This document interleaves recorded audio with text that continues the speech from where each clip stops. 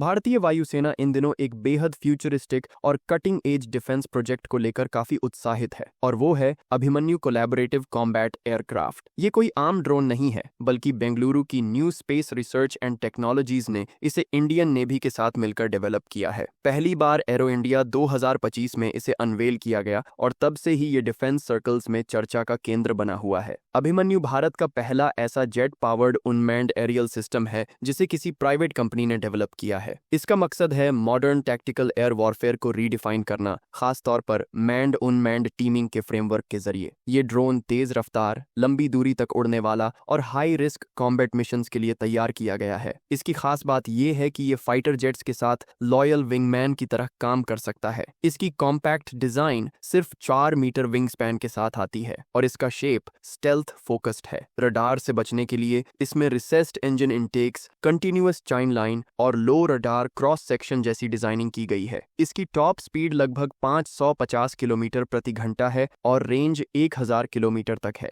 ये drone 20,000 feet की ऊंचाई तक ऑपरेट कर सकता है, जो इसे नेवी और एयर फोर्स दोनों के लिए काफी उपयोगी बनाता है। एक बड़ी खासियत है इसका मॉड्यूलर आर्किटेक्चर। इसका मतलब है कि इसे अलग अलग मिशंस के लिए जल्दी से रिकॉन्फ़िगर किया जा सकता है। इसमें एडवांस्ड एआई और मशीन लर्निंग एल्गोरिदम्स लगे हैं जो इसे automatic target recognition, threat response और इवेसिव मैन्यूवर जैसे कॉम्प्लेक्स टास्क्स करने में सक्षम बनाते हैं, वो भी बहुत कम ह्यूमन इंटरवेंशन के साथ। इसकी एक्सपेंडेबल नेचर इसे ग्लोबल ट्रेंड ऑफ एट्रिटेबल वॉरफेयर के साथ अलाइन करता है, यानी ऐसा ड्रोन जिसे जरूरत पड़ने पर खो देने की भी संभावना रखी जाती है, लेकिन कम कॉस्ट में। ये रणनीति हाई रिस्क मिशंस में गेम चेंजर साबित हो सकती है। अभिमन्यु को मैंड अनमैन्ड टीमिंग फ्रेमवर्क के तहत डिजाइन किया गया है, जिसमें ये मैंड एयरक्राफ्ट जैसे MiG-29 के या फ्यूचर राफेल एम के साथ मिलकर काम करता है। वायुसेना के संदर्भ में इसे तेजस या सुखोई जैसे एयरक्राफ्ट के साथ इंटीग्रेट करने की संभावना पर काम हो रहा है। मैश नेटवर्किंग और एज कंप्यूटिंग की मदद से अभिमन्यु जैसे ड्रोन्स बैटलफील्ड किल मैश का हिस्सा बन सकते हैं, यानी एक ऐसा डिस्ट्रीब्यूटेड कॉम्बैट नेटवर्क जो रियल टाइम डेटा शेयर करता है और एनिमी को कंफ्यूज और ओवरवेल्म करने में मदद करता है।